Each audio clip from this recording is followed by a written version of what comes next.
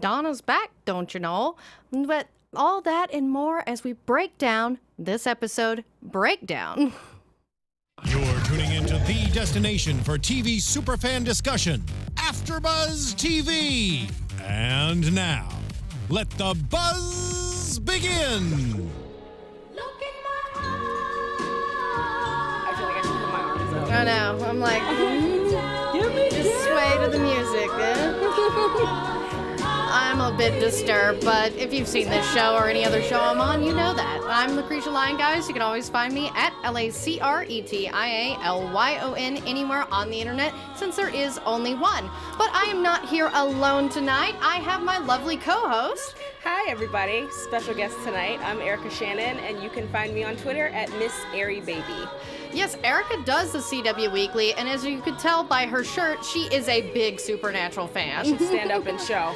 Yeah. Like, she's got a baby on her baby tee. yeah, it's a mix of Harry Potter and Supernatural. So, See, I did not get the Harry Potter reference because that's the one thing, the nerd fandom, that I missed. You know, Oh, no. there's always that one that you don't know anything. I mean, I understand the houses, and Alan Rickman was in the movie. Yes. That's about it. I mean, yeah. that's part of it. You're halfway there.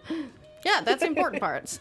But enough about Harry Potter. Let's get back to Supernatural, because we all know how much I love to discuss Dean. And Dean was the cheerleader in this episode, which was so funny. I love the role reversal of this one, because Sam is all emo like Dean was earlier in the year, and he doesn't get out of bed till 10, and he doesn't even eat pancakes. Who doesn't want pancakes? Yeah, that's what Dean's like. Seriously, doesn't matter if your dog died. Like, you want pancakes.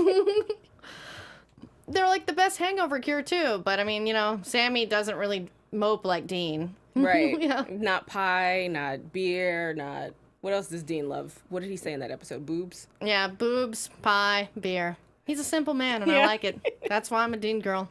Oh yeah, I don't know who's yours. Are you a Dean or a Sam girl? Oh, I'm a Dean, but that's thank more God. for off-screen reasons Yeah. than on-screen reasons. Jensen's dimples just get you every time. That's why I tell people, it's so special to watch Supernatural on a 4K TV, because Jensen's dimples in 4K are just that much brighter. You're going to make me get a 4K TV now. I know. It's That's all well that worth means. it. Yeah, Thank you. just for that. Spend money. Yeah, hockey and Jensen's dimples. Okay. Yeah, that's important.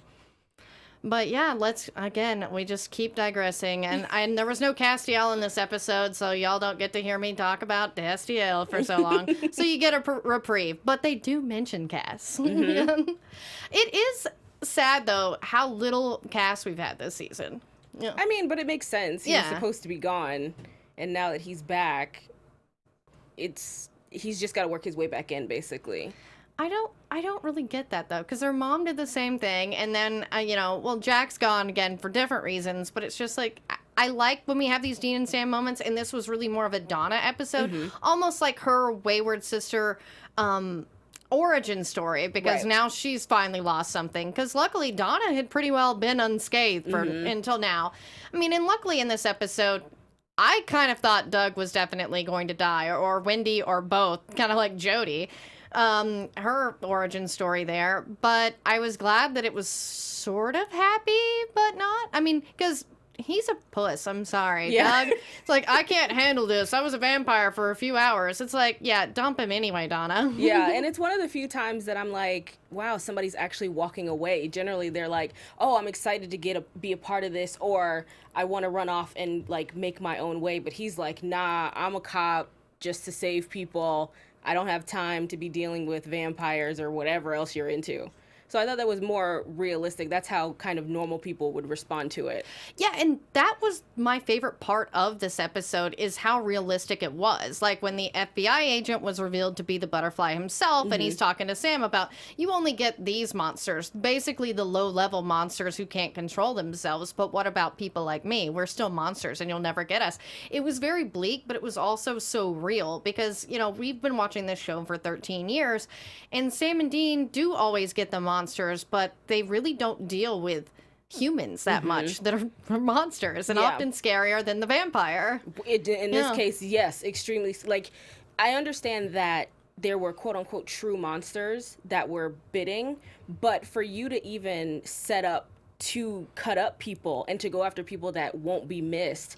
That's terrible. And even the other people in this episode, I was like, they're terrible too. Like, that pastor was creepy as everything, and he has his own issues. Yeah, I love that interrogation scene with Donna, though. She had his number. I mean, Donna was on point this entire episode, and that's why it sucked that she was stuck with Mopey Doug, but I really wish Donna could have done the dumping. Like, well, I look at it as also they balance each other out. Like, she does these very scary, badass things, and then Doug's just there like, oh, you know, get the donuts kind of guy. So I thought they were complimentary of each other. Yeah, because that is the thing, is some strong women tend to get with man who doesn't always necessarily have their qualities, but has the other more nurturing ones, and that can work to an extent. I mean, we're seeing it with Anna and Ben on General Hospital, but at the same time, you know, at least he wanted to be into the super agent world, but like with this, it's like, no, I can't handle it. And it's good that he understood that and doesn't die.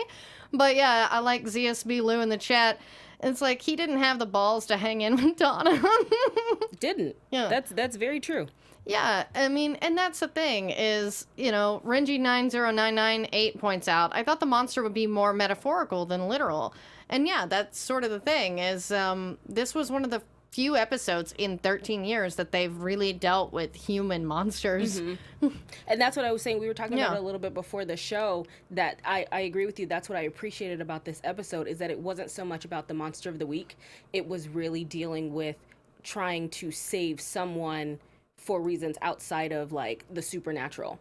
I really like that about this episode. Yeah, because this was very much more like, you know, a Texas Chainsaw Massacre or House of a Thousand Corpses, which are, you know, still in the horror genre, like supernatural, but they deal with more realistic themes. And that's what this episode did. I mean, and there was a lot of nods to that, which was interesting because the girl hanging on the meat hook and all that, and then the creepy, you know, 50s songs. Yeah.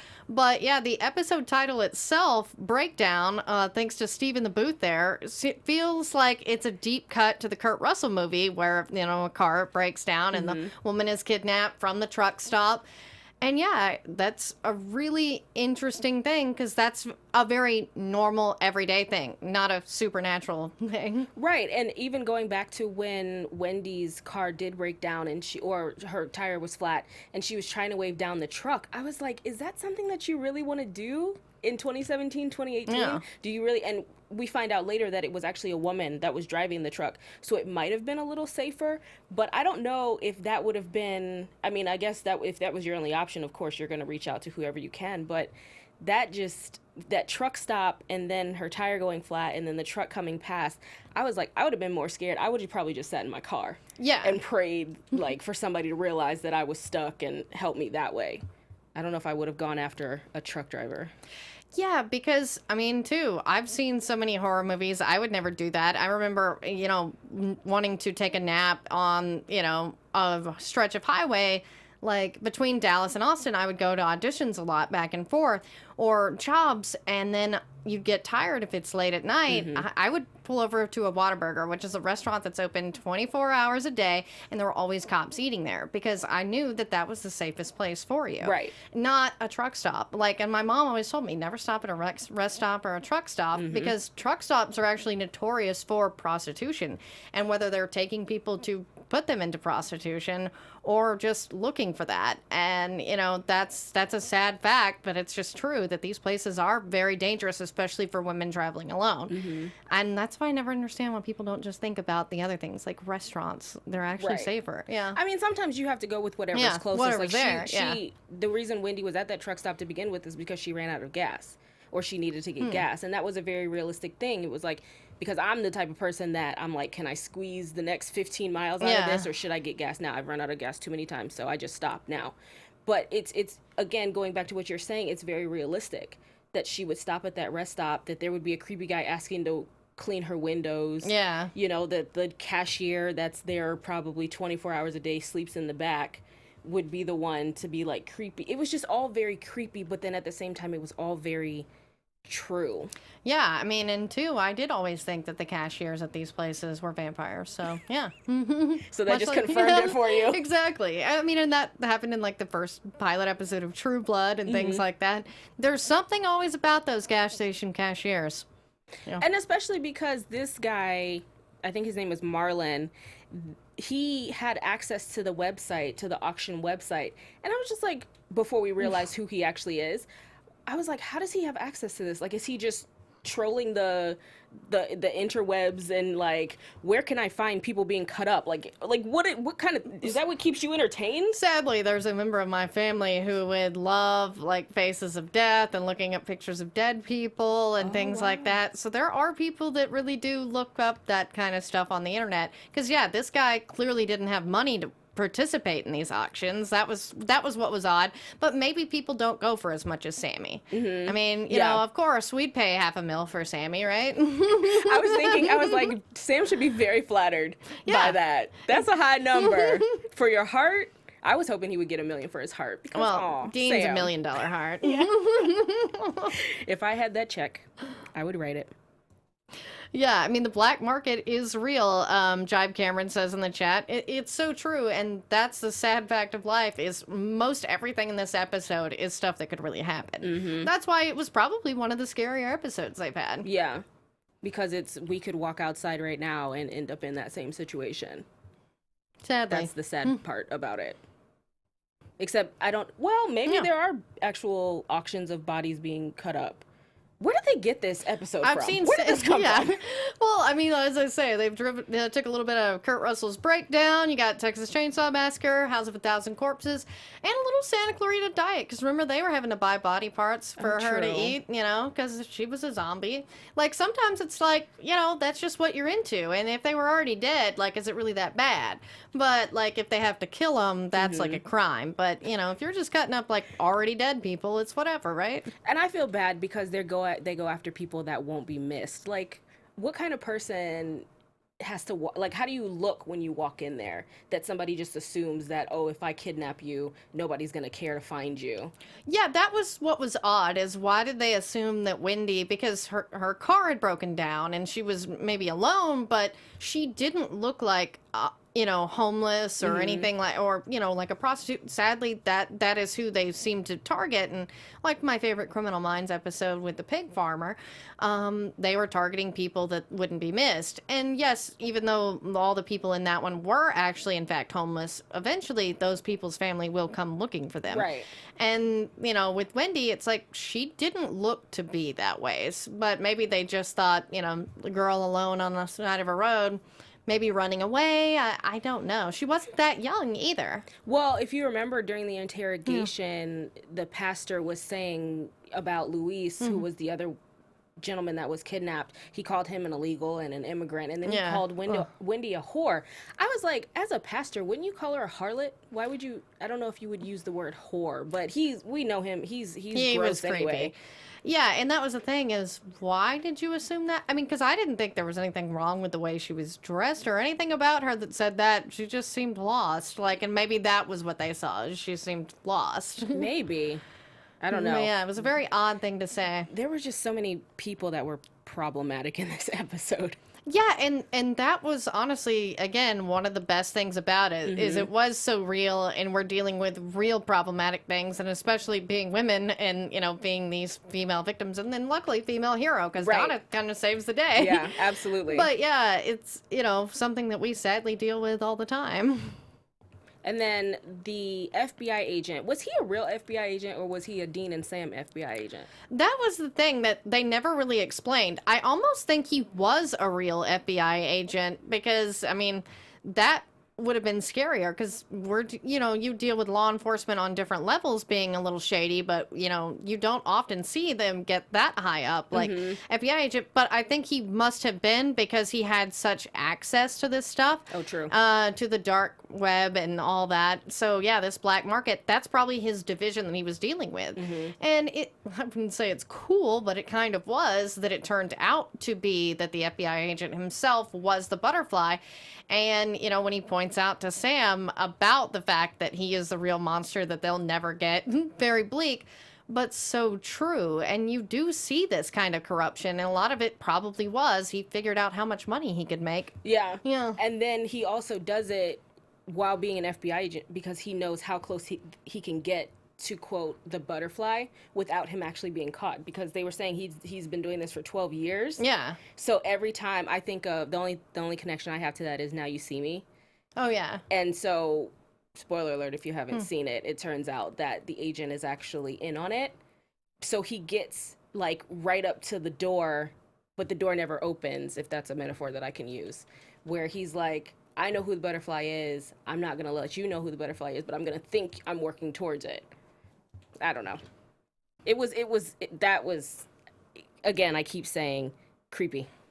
Creepy, creepy, creepy. Yeah, as ZSB Lou in the chat brings up, yeah, he was acting like Gotham's Professor Pig. And it's like, yes, I loved the pig mask because, too, like when I think of some of the scariest villains, as I mentioned the Criminal Minds episode where it was like, you know, a pig farmer, or like in Hannibal, Gary Oldman is the pig farmer. That's actually my favorite Gary Oldman performance since, well, before Darkest Hour. Mm-hmm. But yeah, like, that the pig is synonymous, and especially being an FBI agent, kind of cop. Yeah. And it's like that was a really cool imagery that brings up a lot of these sort of, you know, very smart monsters that you see. They always tend to have the pig face. And that was smart again too, because that makes me think he actually was the FBI agent, because why else would he cover his face? Yeah. Unless that's just the persona. But if he was a butterfly and then he wears a pig mask, that doesn't make sense. So yeah. Well, and he I think must have that's been an FBI agent. Yeah, and that's probably why he gave that, you know, name. And two, the butterfly was probably a throwback to Silence of the Lambs and Buffalo Bill. And so, yeah. And then JSB Lou says a little bit of shades of Hostel as well, because that's what they do. I mean, I love Eli Roth, so. I mean, you guys are very deep into the horror and everything like that. This is as far as I go. This is as deep as I get. Supernatural is the scariest thing you do? Absolutely. So you wouldn't want to join us on Horror TV Weekly? Not at all. Unless you want me to do this the entire time, cover my eyes. But yeah, and that's why this episode was really interesting to me, because it had a lot of little nods to things. Like, you know, even the chat is finding things I didn't even pick up on. Because, yeah, it's like, oh, yeah, Hostel, very much like that.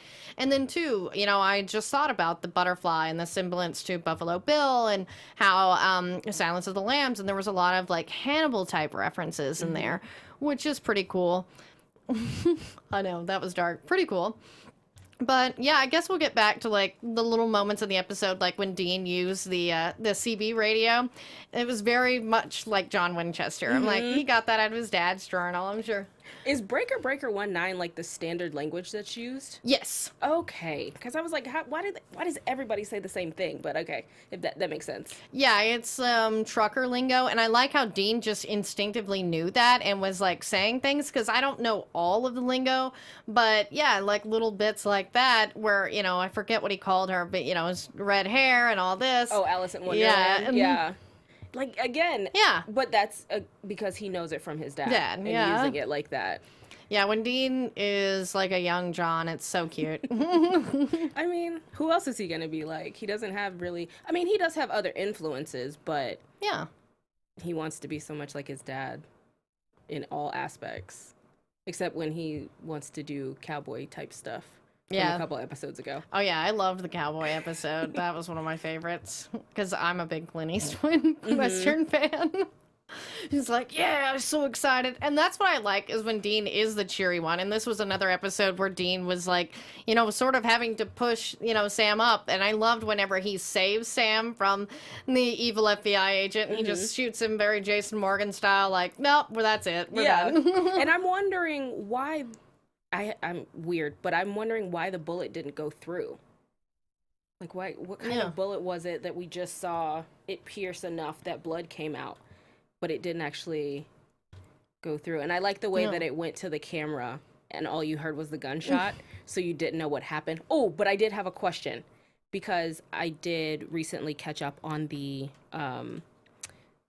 episodes. Would Sam have actually died? Because in the episode with Billy, when Billy came back as Death, she basically said they have something to do, so they can't die yet. So if Sam had gotten shot by Clegg, I believe is his name, the agent, would he have actually died?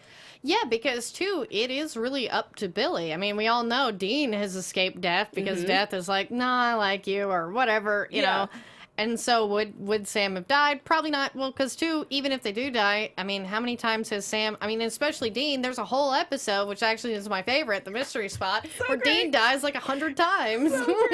And they used that in one of the intros, I believe, as, like, they made it to look really scary. But I just laughed, because I was like, I remember that episode with the piano, with the car, like, so many different things. Yeah. It was great. Yeah, because I love it's that Asia song, "Heat of the Moment." Every morning. And Sam is just like, oh. And then finally, when it's over, because that's why we've got to get Dick Spate back on the show as Gabriel or whatever you want to call him at this point. It's like he's the trickster. Yeah. I love it. I love that episode. I believe he's directing an episode this season. I believe he directed a couple episodes ago. I know I saw his name. Yeah, because he's been directing more. But yeah, I mean, because I did get to see him in Hall H at Comic-Con moderating their panel. But yeah, hopefully we get Chuck and the trickster back soon. That's what I'm wondering. When is Chuck coming back? Yeah, because I think, we need Chuck. Everybody needs Chuck. Yeah. At this point. And I love that Chuck is God because I'm a big fan of the show Chuck. So I always laugh when I'm like, on this show, Chuck is God. But yeah, we haven't seen Asmodeus like in a few episodes. And I'm like, what's up with that? Like, that's a fun character because I love Jeffrey Vincent Parise, who was also on General Hospital. Supernatural tends to share a lot of actors with General Hospital. Oh, that's so nice that's fun. To see familiar faces. But yeah, hopefully he comes back in the next one. I didn't see him in the preview, but, Evil Colonel Sanders is just a fun character. That's such an accurate description of who he is. Yeah, because he talks like Foghorn Leghorn. So he's like a cartoon character, and then he also seems like he runs or owns a fast food restaurant. Yeah. Best of both worlds. Well, and that's something that's, that this Satan, I mean, I guess, what do we just call him? King of Hell, on this show. This King of Hell would probably have a chicken restaurant. Yeah. Very good tasting, fatty, bready chicken. Well, yeah, because in Little Nicky, he's like, Popeye's chicken is fucking awesome. So, yeah, I mean, obviously, chicken is very popular in hell. Someone hates Asmodeus. Ugh. In the chat. Robinette. How discount Crowley. Oh. Well, I feel like they're very different. I mean, and Mark Shepard just kind of wanted to be a drummer. Like, so he left on his own, I think. And I miss Crowley, too. But I think Asmodeus is, like, a different character. And it's fun. And as I say, I really like that actor. I've met him before. He's a fun guy. Yeah, but we'll get back to Sam and Dean's little conversation. Well, when Sam talks to Donna about Doug leaving, and he's like very just like, oh, it's great. Yeah. And it kind of reminded me of Dean's conversation with Patience. Oh, yeah. A few episodes ago. They what you're saying. Roles. Yeah. It seems like they're kind of at their wits' end a little bit. Dean has flipped to now where he's like, well, we just got to keep saving people. We just got to keep going for it. And Sam's just like, I'm tired, man. I want to just sit down for a second. What did he say at the end? He was like, this ends one way for us. It ends bloody. It ends bad. Yeah, and that was so dark. Because, when he tells Donna, it's better not to have anyone you care about in this line of work anyway. It's safer that way. And, of course, later Dean's like, dude, no. And he's like, and then Sam brings up the sadly good point. Has knowing us ever worked out for anyone? Sure, they save people, but they also get them killed, like Kaya. And then, as you said, he's like, life ends one way for them. It's like, oh. And I'm like, are they inching closer and closer to the end? Is that what he's trying to do? Is that what or the writers, is that what they're trying to set us up for? No. The show can go on forever. And apparently it will, as I reported in CW Weekly, which is another show that I do. Yeah, as long as they want it, as long as the boys want to keep doing it, they're going to keep doing it. And that's what I like, because, too, Supernatural seems like a really expensive show, but it's actually not, because most everybody doing it does it, because they love it. They're not asking for a lot of money, and, 2, I mean, the special effects they use on the show are not, say, as high dollar as The Flash Right. or Legends of Tomorrow and stuff like that. And so this show actually has a lot of life in it, and especially because the fan base is great for Supernatural. I mean, we're hashtag Supernatural family. I mean, I shed a tear at the Hall H panel when Kansas came out. Were you there? Yeah. Oh, lucky. I know. It's like one of the greatest moments of my life. Yeah, that was, Yeah. I heard about it. Yeah. I heard it was great. Robinot brings up, Sam misses Jack. It's his little brother. I know. And that's the thing is I miss Jack too. And I know he's hopefully helping their mom in the bad place, but, you know, poor Jack. Yeah, especially likable. because he's realizing who he can be, and he's trying to be good, and he's trying to help. Yeah, And now that's he's just stuck.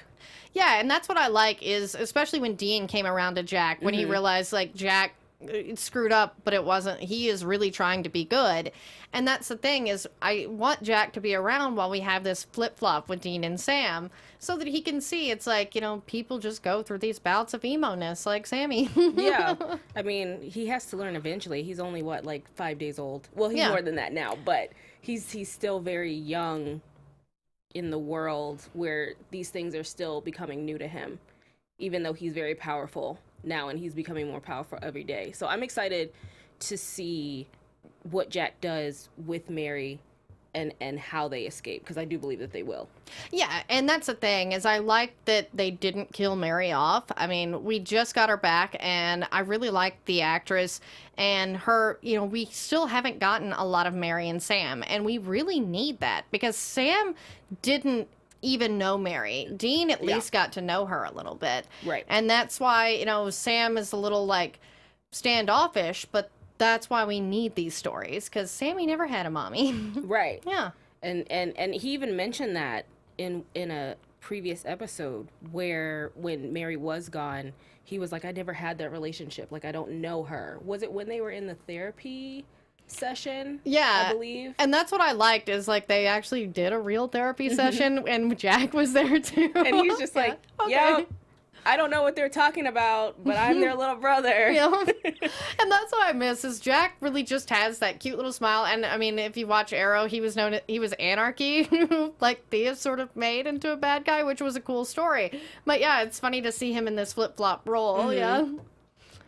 But yeah, I'm like, I miss Jack, but hopefully we get him back soon. And Cass, like, that's the thing is we've had a lot of Sam and Dean, and then too, like, all this stuff opening up for the Wayward Sisters spinoff, it has been great, but I think it's back to get to our, you know, our boys. But yeah, speaking of little boys moments, they're like the vampire cure. I was glad that was brought up because I was worried. I'm like, because some shows tend to forget things. Like when Doug was turned into a vampire, I'm like, okay, well Dean can cure him. Dean was a vampire and cured it. And then I was glad that immediately he was like, oh, don't worry, I got this. Yeah. Because sometimes it's like, did you forget what happened in season? Right. And but that's what I love is that things that happen in the past, they have their way of coming back around. Even with characters that we've seen before, they'll pop back up for whatever reason, even if it's just a Dean, I need your help. That's what I love also is that in this world, even if they're dead, quote unquote, they're not really dead. They're not really gone forever. Yeah, that's why I like soaps and supernatural and superhero stuff because no one's ever really dead. Like we could even possibly, crossing my fingers, see Bobby again one day. Yeah, that's why. I mean, Bobby was in the alternate world, and that's why I love Bobby Singer. And hopefully, you know, we get more because they did say. I mean, because too, I'd like to see like Joe and some of these other people on the other side as well. Oh yeah, that's true. They could pop back up because we saw Kevin. There's so many possibilities that like I don't know if you can ever get through. Yeah, Miss all Balthazar. monsters, Yeah, all story. I don't know if you'll ever get through it. yeah, because that's the thing is, where's Balthazar? I need that guy. Like he's one of my favorites, and we haven't seen him in a while. I'm like, Sebastian Roche is not on General Hospital at the moment, and I don't know what else he's doing, but like, yeah. I remember seeing his name somewhere, but I can't remember. Yeah, because he does a lot of work because he's a great actor. But it's like, come on, you can move over to Vancouver for a little while. Yeah. At least for an episode. Yeah, let's see what the chat's saying. I like Billie Jean Girl 24. Doug, he just couldn't handle knowing about monsters. Donna should just become a lesbian and date Jody. I don't know. I mean, Jody has never really shown an interest that way. Right. Because I love the Jody Bobby stuff. And so I'm not sure if I'd go for that. But maybe Donna is tired because she tends to have bad relationships with men. Who knows? Maybe she'll be like Alex on Supergirl and discover... Because Brianna Buckmaster looks great, by the way. I'm like, she has really, been working out or something. She looks so strong. And so this is good that, they're getting this Wayward Sisters spinoff. Yeah, and that's what I was going to say. I was like, I feel like they're just sisters. I feel like they're just the sisterhood, and they're going to fight side by side. And they'll kind of be the Sam and Dean, except Jody's more broody, I guess, than Donna is. So that works out. Yeah. Who's going to eat the pie, do you think? I know. I would go with Jody. She's more Dean-like. Yeah, I agree. Oh, pie. Or maybe they'll have their own thing. Yeah. Yeah, like maybe she'll eat like brownies or something. No, she'll probably eat like celery. I feel. She seems more healthy. Healthy, yeah. With a nice glass of wine. Getting too far into it now. Some fava beans with a nice Chianti. And we'll get more Sounds of the Lambs references. Just sorry, I love Hannibal. Full circle. But speaking of some good news, like, other than the Wayward Sisters spinoff, we have Scooby-Natural, which will be episode 16. That is what they've titled the episode. I'm so excited. I was just wondering when you were talking about Foghorn Leghorn, and I was like, oh yeah, the cartoon episode still hasn't happened yet. So that's going to be exciting. That it's finally gonna come. Yeah, Jared Padalecki says, "It's fucking awesome." That was literally his quote about, like, he's like, I used to watch Scooby-Doo as a kid, and I never thought in one day I'd be in the Mystery Machine, but now I am. That's so cool. I was like, that's so cute. And I'm like, last year I brought my brother Twilight Zone Complete series for Christmas. This year I got him Scooby-Doo. And because he loves Scooby-Doo. We grew up watching it. We do hang around with Scooby-Doo. So now, when this one becomes available, you'll just buy him this one episode, something special to add. Yeah, the Supernatural Scooby-Doo episode, because he actually does like Supernatural. Oh, that works then. Who would have thought, though, 13 years ago, that Sam and Dean or Jared and Jensen would be, and apparently Cass is in it too, Misha's in it too. Yeah. Who would have thought they would have been in a episode with Scooby-Doo? Yeah, like, that's just crazy talk. Like, doing a cartoon episode of a show on the CW, because this even started on the WB. And the fact that it's lasted 13 years, and now we're getting a full-length cartoon episode, because apparently it is all in Scooby-Doo land, which is funny, because it's like, are they going to really, like, pull the old man's mask off? Is it going to be, like, very much like Scooby-Doo, or is it going to be really supernatural? Because with this episode, it wasn't a supernatural being either. I feel like it's going to be authentic Scooby-Doo. I hope so. And it's going to be, I would have gotten away with it if it wasn't for those darn Winchesters. Like, I think that's gonna happen. They have to say that, like, those meddling Winchesters. Yeah. At some point in the episode. Yeah, because I love Scooby-Doo, and I love goofy things, because that's the thing. A Supernatural is a show that has always been able to ride that line of fun and scary, and, like, even with this episode, that I'll say is one of the scariest episodes they've had, because it was so real, there were so many, like, funny moments, like, or there were times I'd laugh out loud, probably inappropriately, but, right, yeah. Especially for this episode, inappropriately. Yeah, like, I just think stuff's funny. Yeah. Which is perfect, because I mean, in everything in life, there's a little bit of funny. Yeah. That makes it more authentic. Because everything can't be so serious, everything can't be so scary all the time.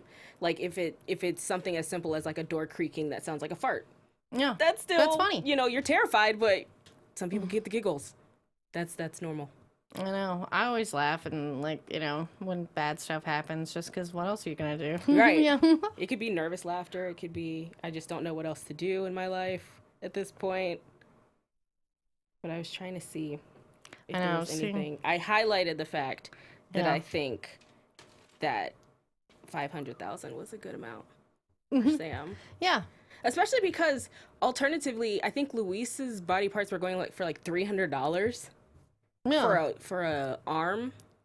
So $300 just for the arm. So 500,000. They really wanted that body part. You think they were going to actually eat it, or you think they were just going to, like, keep it as, like, here lies the heart of Sam Winchester? Oh, they were definitely going to eat it and probably, like, live stream it. Like, I would imagine if these monsters are this sophisticated to be using this auction site, because, like, I think Sam was worth more because all these monsters know the Winchesters and they know they're monster killers. So they're like, ooh, eating this heart of Sam Winchester is a big deal. Yeah. It's sort of like drinking, like, fancy wine or something like that, I would imagine. Like an auction from somebody's estate or something. This has been in their cellar for 35 years. Yeah, like, I would pay a lot for, like, Prince's wine or something like that. Yeah, that makes sense. That makes sense. But, yeah, this episode, I really liked it. But not for the typical supernatural reasons. Yeah, exactly. It was a good episode because it was so realistic. And I always liked when they have this, like, Buffy's normal again. I kind of wanted that to be, like, the end of the show. Like, because it's like, oh, well, was it all a dream? Right. Or what? You didn't know. And, like, they never, like, went back to that. But I'm like, that would have been cool if they did. And Billie Jean Girl 24 brings up a point. You know, one of the brothers is going to fangirl about Scooby-Doo, and that's going to be Dean. Oh, yeah. I like that. No, because that happened earlier with Jack. Yeah. When Jack was watching Scooby-Doo and Dean kind of smiled a little bit. I was like, foreshadowing. That's so cool. Yeah, and there was another Gene smile in this episode when Doug whacks the guy in the head. He's like, what? I thought that's what the FBI does. Yeah. And then everybody else looks away and Dean just goes, yeah. And what did you think about Dean saying that he was Donna's cousin? And Doug was like, you guys are cousins? And Dean was like, yeah. Sure. No, not really, but you don't need to know that. Well, yeah, he was trying to bring up a reason to be there when they realized there was a real FBI agent, and they had to be like, oh, it's unofficial. Like, I like that he covered quickly, because Dean is really good at the BS. Yeah. I mean, he's been doing it for such a long time that it just rolls off the tongue. And then Sam not wanting to get involved because he's like, there's real FBI people here. We're going to be found out. And Dean's like, they think we're dead. Yeah. Like, is anybody walking around with pictures of a dead person saying, have you seen this person? No. Yeah. You can walk around. It doesn't matter. Well, and two, I don't think people realize how big the FBI is. This division may not even know who Sam and Dean Winchester are and what they were doing. Like, because too, I mean, like Robina brings up, it seemed like a Criminal Minds episode, and it really did. Actually, there was one very similar, recently with the meat hook and everything. But yeah, like Criminal Minds deals with a specific part of the FBI, the BAU. They don't deal with, like, everything. Yeah. So there's a good chance that if Clegg had been an actual FBI agent, he wouldn't have known who Sam and Dean were. But because he was in that world, he was like, oh, when I saw the car, that's what he said. When I saw that car, I knew who you were. Yeah, because that is the thing. As much as I love Baby is like a beacon, because, like, that 67 Impala, I almost drove a 67 Impala, I will say. And they do stick out like a sore thumb in a good way, though, because I'm a big muscle car person. I actually have 2 replica babies. You can probably hear it coming from a mile away. Yeah, they're very loud, but because, too, like, most of them have the engine up top, like, like that style. But, yeah, and they're not that popular of a car. Like, a Prius is the best car to be, like, inconspicuous, because I remember even on Weeds, like, it's like, that's what I'm going to drive as a drug dealer, because it's so silent. Yeah. But yeah, and Billie Jean Girl 24 brings up a good point, because I remember this because I watch Criminal Minds. Jodie, aka Kim Rhodes, the actress, was on Criminal Minds this last week. So, oh, really? Yeah. Good for her. Yeah, she is working it out, which is good, because Criminal Minds is actually shot here in LA. That must have been like, because she did some press for Wayward Sisters and everything. So, oh, yeah. Cool. That's cool. Good for her. But yeah, do you have any... Let's go into predictions. Yeah. I was like, oh yeah, that can make a sound. Now, your AFTERBUZZ TV predictions. All right, what do you think is going to happen in the next few? I didn't get a chance to see, I watched on the app and it didn't have the previews for next week, so can you give me a little teaser of what it is? So yeah, next week's episode deals with Dean getting a love potion, and he's in love with this woman, and I'm guessing she's a witch because it didn't really show anything too supernatural. So, and she was very attractive. So, and it looks really funny again, but it seemed to just be dealing with Sam and Dean again. No Cass or Jack in the previews that I could see. So I think Dean's going to be love struck. I think Cass is going to be there to kind of snap him out of it. And Sam, I hope so. It's just going to be mopey still. Yeah, I feel like this isn't the last we've seen of emo Sam, No. because Dean didn't seem to turn him around there with his little cheerleader ways and those dimples, because I guess they don't work on Sam like they did the rest of us. He's been around them his whole life. It doesn't affect him at all. Yeah. Oh, and cool. Robinoff brings up a fun fact that I did not know. Tim Burton's Batman, the Batmobile, was based off a '67 Impala. I did not know that at Yeah. all. Cool, so they can kind of say they ride around in the Batmobile. Yeah, and apparently Rowena will be in next week's episode, which I'm like, I had heard she was returning, and I really like the character. I missed that. That's good. Yeah. Because they teased it, I guess, a couple episodes ago when Ketch was running around looking for Rowena. I thought she was dead. But again, like we said, nobody's ever really dead on the show. Ketch wasn't really dead, and I like Ketch. I will admit, I kind of want him to get back with Mary, because he seemed to care. Yeah, that I liked them together, too, until, everything fell apart. Yeah. But they were good together. Exactly. They It's fought cute. alongside of each other very well. Yeah. But that's good that Rowena's going to be back. Yeah, I like Rowena. Is she the one that slips Dean the I would potion? Maybe that is it, is that she probably sends the switch, because, Rowena tries to get all the witches against them a lot, so, they're Kevin. Yeah, so I think that's what it is. I think she's going to be behind it. And they're going to have to, they're not going to kill her, but they're going to, like, trap her.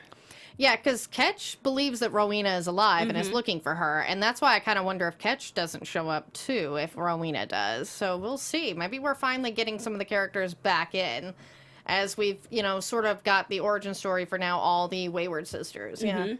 That's going to be fun to see next week. I want to see Dean googly-eyed. I know. It's so cute, isn't it? All right, well, that is it for our Supernatural recap of Breakdown. As always, I'm Lacretia Lyon, guys. You can always find me at LACRETIALYON anywhere on the internet, since there is only one. And be sure to stay tuned to this channel right here for Horror TV Weekly right after this recap. Erica, where can they keep up the conversation with you? Thanks for letting me sit in, everybody. I'm Erica Shannon, and you can find me on Twitter at Miss Airy Baby. All right, thank you so much, guys, and keep it real. Bye.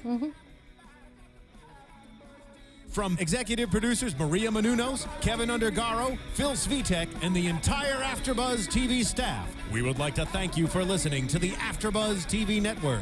To watch or listen to other after shows and post comments or questions, be sure to visit AfterBuzzTV.com. I'm Sir Richard Wentworth, and this has been a presentation of AfterBuzz TV. Hang around with Scooby-Doo. The views expressed herein are those of the hosts only and do not necessarily reflect the views of AfterBuzz TV or its owners or principals.